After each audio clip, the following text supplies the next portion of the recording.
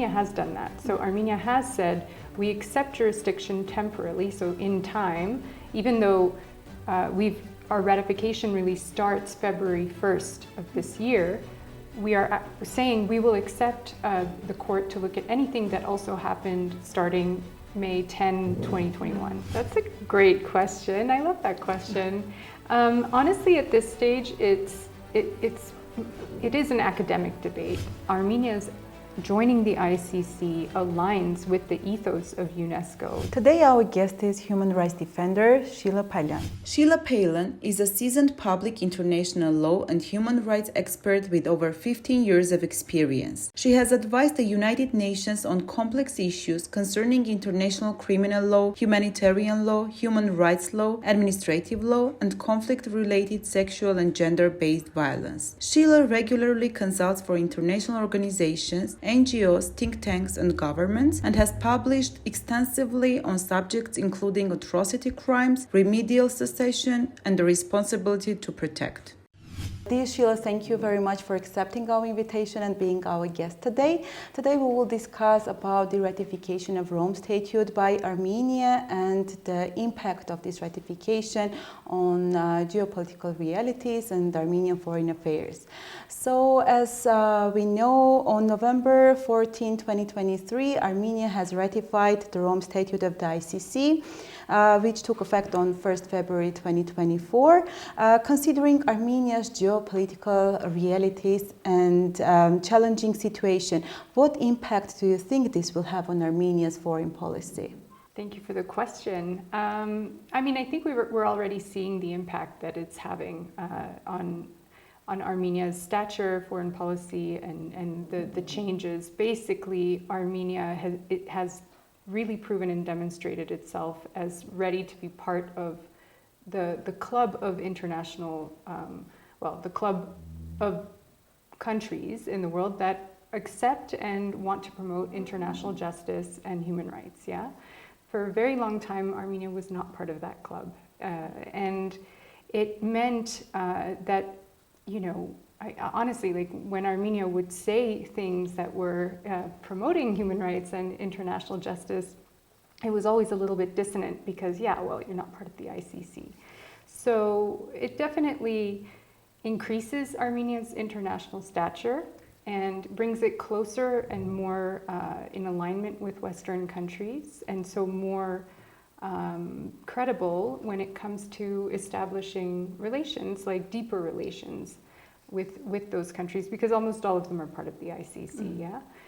The unfortunate flip side is it does, and we've seen that too, create tension or strain with not necessarily non-Western countries, because there are non-Western countries that are part of the ICC, but with countries that are not supportive of the ICC or that kind of, you know, like authoritarian states. And especially when it comes to Russia and Azerbaijan, we've seen how it has created some tension, but especially with relation to Azerbaijan, it's so important now that we have this access to the ICC, you know, because it does create a deterrent factor, and I think it does become very much part of the conversations between Armenia and Azerbaijan regionally and in the greater region also with Russia. Yeah, that's great, because I know that the Rome Statute can actually act only after the ratification. So the cases that we have during 44-day Artsakh war or before that, can it be considered and took into the procedure, or it's only after the ratification we can have cases of vandalism, cultural heritage destruction, or war crimes, etc.?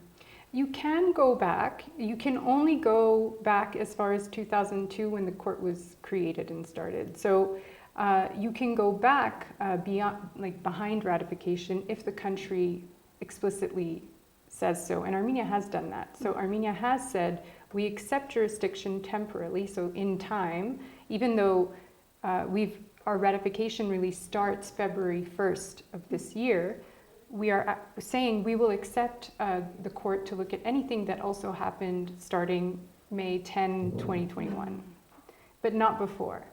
Yes. So the 44-day war and anything that happened before May 10, I'm correct, it is May 10, doesn't fall within the temporal jurisdiction of the ICC. So we do have some, but not everything.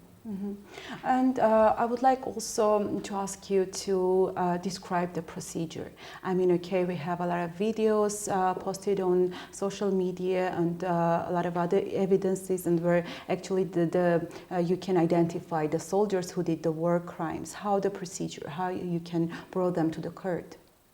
So the way that it goes at the ICC, because it's a criminal system, and even like in Armenia, or most criminal systems, it is the prosecutor. There's a prosecutor who decides on behalf of the state what are the cases that are in the public interest to pursue. It's not the same as almost every other case in a court of law will be brought by someone. I sue you, you know? So what we see, let's say, at the European Court of Human Rights or at the International Court of Justice is Armenia suing Azerbaijan, more or less, bringing Azerbaijan filing a case. Armenia cannot do that at the ICC. Having joined the ICC, what it can do is request the prosecutor to start a case, or the first step would be, so that is procedurally the first step would be Armenia has to actually refer the case. If it doesn't do it, there are other ways, but I mean, it's almost impossible. Either the UN Security Council will have to itself refer the case, or the ICC prosecutor himself can decide to do it, but this will almost never happen. It has happened, though. Once Armenia, or if Armenia or any other country that is a member of the ICC refers the case, the prosecutor would then conduct a preliminary examination. So this is even before an investigation. First decide, is there even enough evidence to investigate?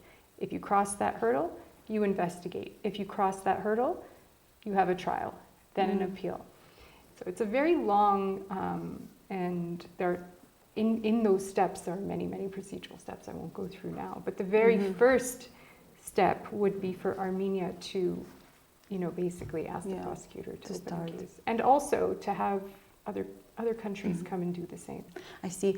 And what's related to the cultural heritage protection? Because we know not only during 44-day Artsakh war, but also after the war and till now, we see that Azerbaijani state policy is just directed to the vandalism of cultural heritage of Armenia. And the latest case is like, the bombing of Green Church, Green Temple of Shushi, and actually which was not very announced in international community, and it didn't have actually the real judgment. And do you think that this case can be go to by Rome Statute to ICC court?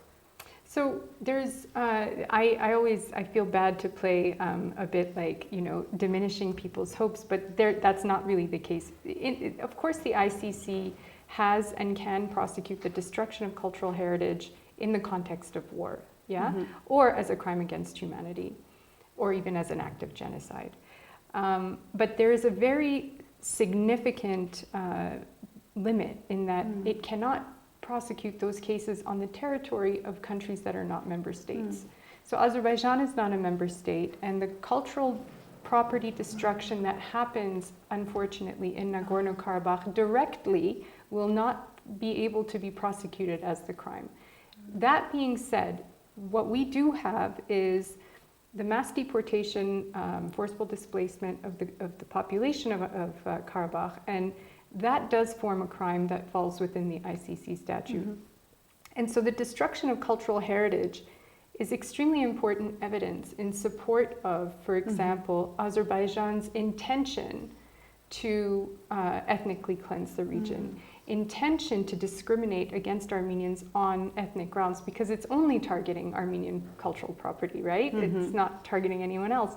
And if you have a case of genocide, and this is jurisprudentially found, it is very strong evidence of an intent to destroy the group in whole or in part. So that part doesn't have to happen on Armenian territory. That can happen so it's extra evidence, but it won't be that at the end of the case, you would have, fines whoever, also the ICC is not going to find Azerbaijan guilty of anything, but a person. So you have to identify who destroyed that property, who ordered the destruction of that property. Those are also important steps. But yes, I think the evidence is massive. We have satellite imagery. You know, there are great organizations here that are really carefully documenting this. And when the time comes, I don't say if, I say when, that evidence is going to be extremely strong in showing the criminal mind. Yeah, I see. And you mentioned also about the forced displacement and that it is within the ICC cases, and we can also promote, like, to put it in a procedure. So my question is, forced displacement in the framework of international legislation, international laws, etc., and human rights, maybe, is it considered as genocide, or it is something else that you should have other factors as well in order to call it genocide? And only this forced displacement of people from their homeland and the violation they happened during the road of forced migration from Artsakh to Armenia, can it be considered as genocide? And that's a great question. I love that question. Honestly, at this stage, it is an academic debate, and also one that takes place in the courts. But I think most of the consensus is that for genocide, it has to involve a physical destruction of the group. We do have that also, but it's not the forced displacement per se. That being said, there is some basis in the jurisprudence and in academia that shows, if you remove an entire population and separate them from their land, how do they continue to be them? You know, to me, honestly, it very much is genocide. But legally, technically, you know, speaking in what is the majority view, I think judges will tend to be conservative. They will tend to not want to not want to make major changes to the law. And so to the extent that that's touchy, just the forcible displacement wouldn't necessarily per se constitute genocide under the convention. But it is a crime against humanity, and it's as horrible. It is as horrible as genocide. Like, people forget that genocide is not just so much worse than the others. War crimes, crimes against humanity, and genocide are all the most heinous crimes on the planet. Yeah. Actually, forcibly displacement of people from their homeland is kind of destroying their identity. It's a slow genocide. You know, it doesn't have the sensation of blood in the streets and everything, but every day that goes by that this population they're so tied to that land that it's almost like taking a vital organ out, you know. So you're not watching it, but that piece is disappearing, the dialect. We have to, you know, we have to think about it that way. But there are ways, I think, of viewing it as genocide if there are ways, even by the forcible displacement. Anyway, it's a bit technical, and it's a really interesting debate, and I'm glad you bring it up. I would like to ask you about the mechanisms and the ways how actually Azerbaijan still now continues its policy. And actually in 21st century, after the 2 world wars, after this, when the international community and organizations were, because of this reason, just to stop of this bleeding and genocidal acts in this world with a lot of organizations, it still continues its policy, and there is nothing actually that can have impact on its policy. What do you think, like how Armenia, as a small and now actually very weak country, could be contrary to this policy, and what we should do? I mean, I think we are doing very I'm proud to see, you know, the case that we brought at the ICJ, the fact that we ratified the Rome Statute. Like, we are trying to do something about this. These things take time, and they always have. You know, this isn't the only case. It took years before the Rwandan genocide was recognized as a genocide. That court was created quite quickly, but if you look at the Cambodia situation, the court for the Cambodia, for what happened during the Khmer Rouge came much, much later. Justice they say justice delayed is justice denied, but I say better late than never. And the very big difference between the time of the Armenian genocide and now is we actually have the tools, and we actually we have to be patient, and we have to persevere. We have the tools, we have to use them. We have to use them. So every day that Armenia doesn't refer the case, it starts there. It starts there, yeah. At the same time, of course, there are political considerations and sure, yeah, geopolitical but realities. there's no expiry date. Let's put it that way. And yes, as long as Azerbaijan is not held accountable, it will feel like it can keep doing this and getting away with it. But history also shows that these things have a way of coming and finding you. So if Ilham Aliyev cares about history, he should be careful. He should be careful, because it's not like you'll get away with it for too long, Yeah.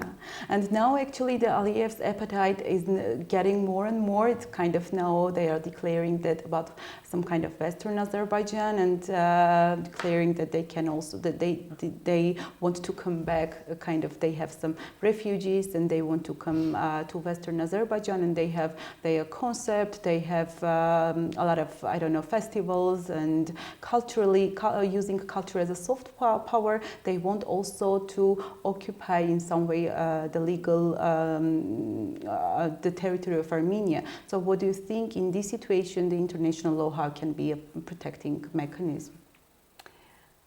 I mean, I think that this is just at the moment it's just talk. It's dangerous talk, and it is very indicative of an intent to perhaps invade or be aggressive. But it doesn't mean anything, because it doesn't rise to the level of hate speech. Once you start inciting to violence or hate speech or calling for killings and genocide, then international law will kick in. But if in their view, Armenia's Western Azerbaijan, and it's just like, okay, keep saying that, like, what are you talking about? It only becomes a problem if all of a sudden they pick up guns and start shooting and coming in. Signs, we have very good reason to be afraid of that.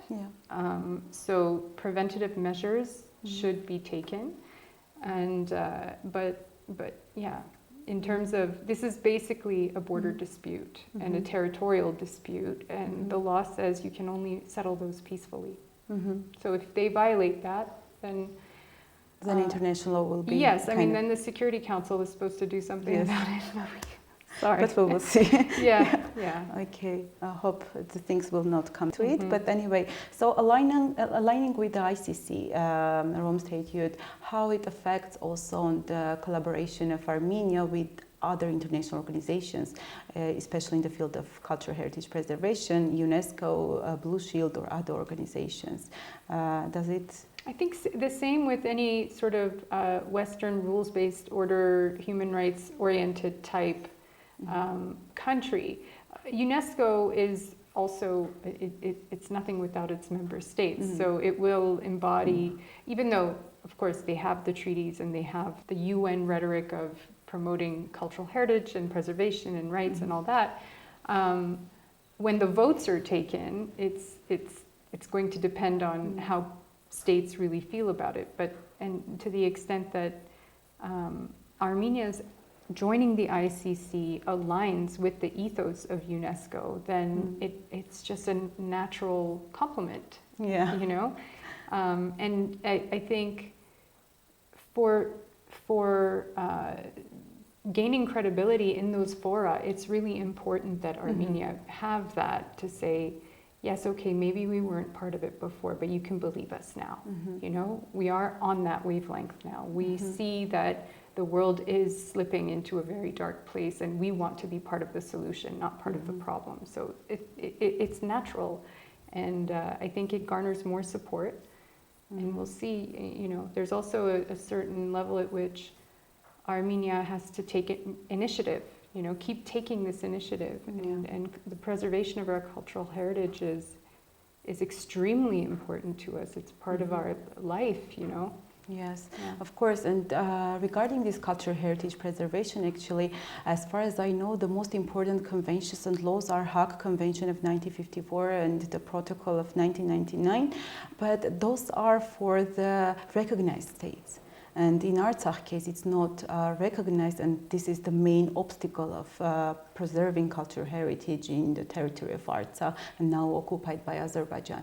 So my question is, I mean, is there anything basic international law that will refer community and community heritage preservation and heritage as part of a communal life, community life, not states, because in this case I think we should refer to these conventions and articles. I agree, but Azerbaijan is a party to the convention, so to the extent that even if you consider Nagorno-Karabakh as part of Azerbaijan, that doesn't give Azerbaijan the right to destroy the cultural heritage that's within its borders. Mm-hmm.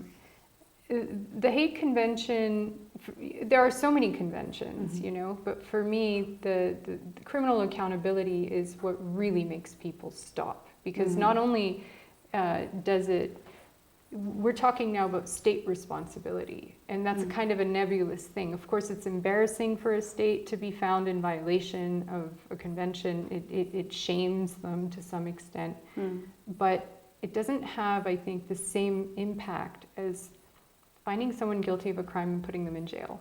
Yes. And so that's why even if the convention is there, and it's a very valuable tool, the 1954 Hague Convention, yeah, it's a very valuable tool to also show at criminal accountability stage all the ways in which Azerbaijan is not abiding by the law and showing bad faith, and again it shows its intent, or the people who are perpetrating these crimes.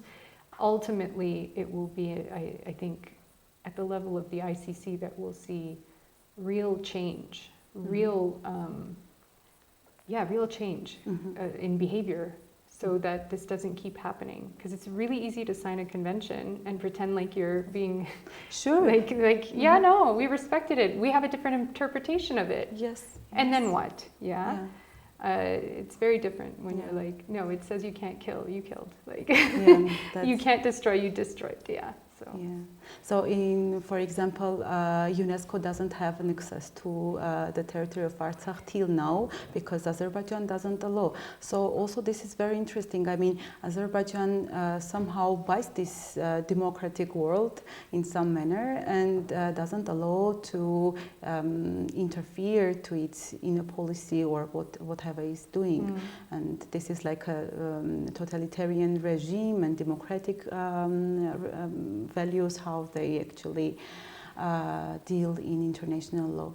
Yeah, probably my last question will be, what is Armenia doing now and what it has to do and actually is not still like it's in the process in the meaning of international law? What you will suggest as an international expert of human rights and to...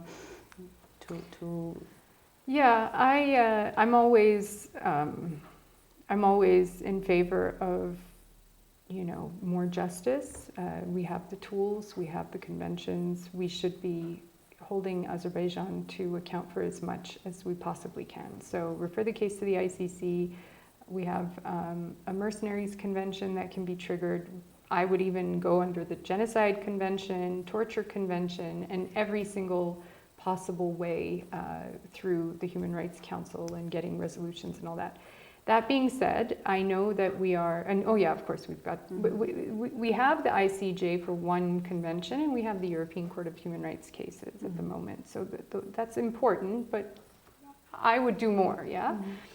That being said, in the context of an ongoing peace process, and I think a lot of people don't understand this. I know that, I do believe you cannot have peace without justice.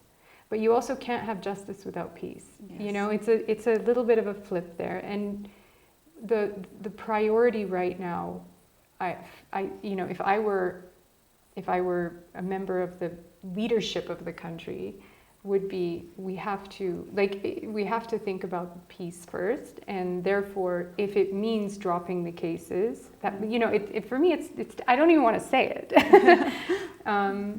But many peace processes have involved that. Many peace processes have involved amnesties, downright amnesties for anyone who even committed major crimes, even though you're not really supposed to do that. But how else are people going to lay down their arms if you don't keep threatening each other?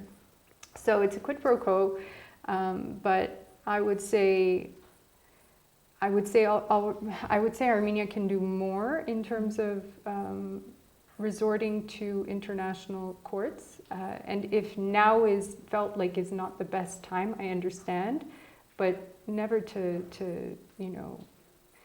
I want to see. I think that this ICC referral has to happen one way or another, because even with the peace process, war crimes, the kinds of crimes that we have seen, the kinds of tortures, it's too much. You can't never drop that. Thank you very much.